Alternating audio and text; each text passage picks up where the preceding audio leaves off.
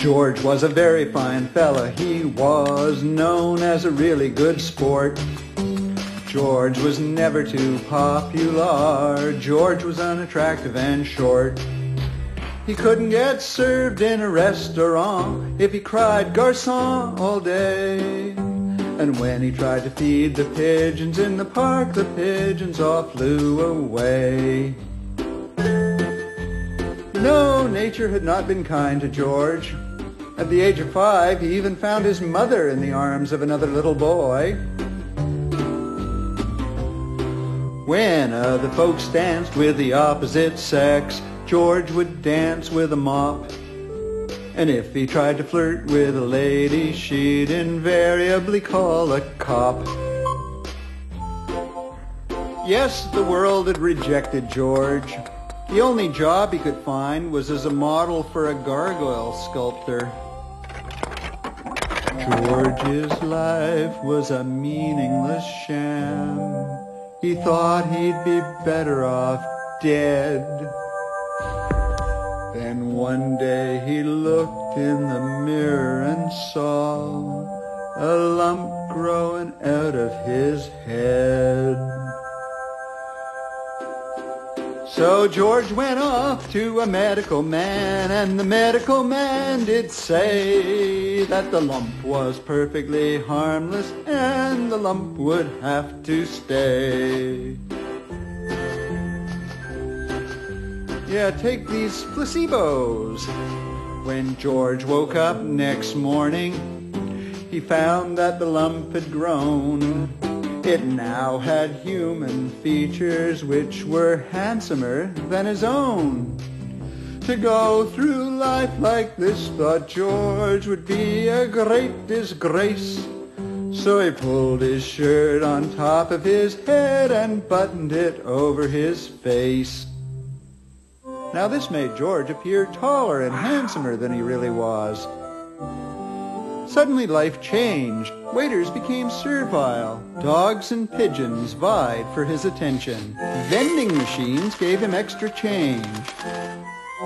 He was still popular as an artist's model, although he refused to appear undraped. George was invited to functions. The hosts believed the hoax.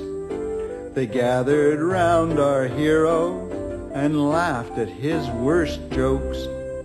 Suddenly George was lionized, his social life did jump. The pigeons ate his popcorn and the ladies loved his lump.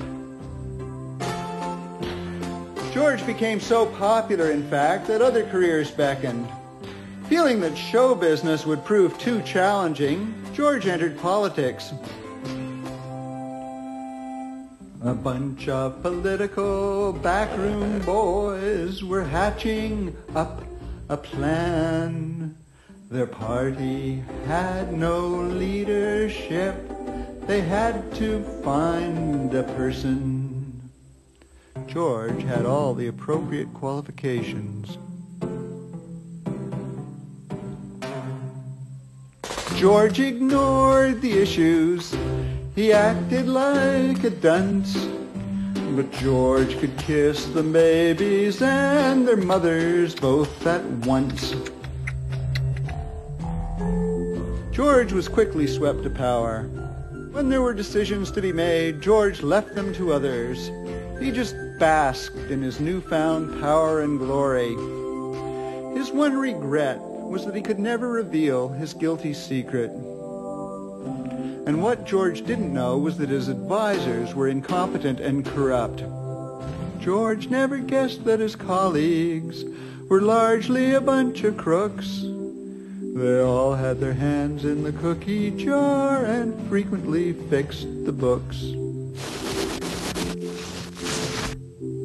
As they grew wealthier, the people grew poorer.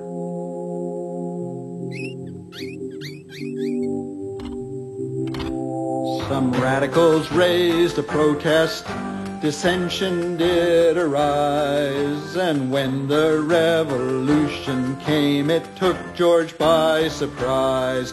Before the great tribunal, George and his colleagues stood. Their crimes were documented. To deny them did no good. To try and plead his innocence was just a waste of breath. The verdicts all were guilty, and the penalties all were death. The guard said, "Stick your heads in here, and soon those things will drop."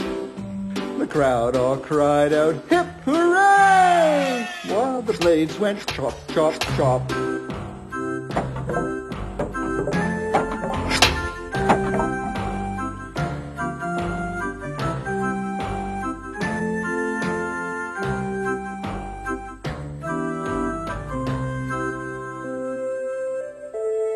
Well, George was unattractive again, and possibly even shorter than before.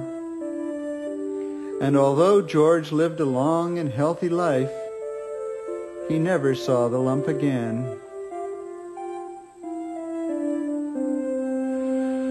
Some other hero rules the land. George doesn't mind at all. But now and then he wishes he were handsomer and tall. Poor George, though he was a real good sport. Poor George, he was really ugly and short.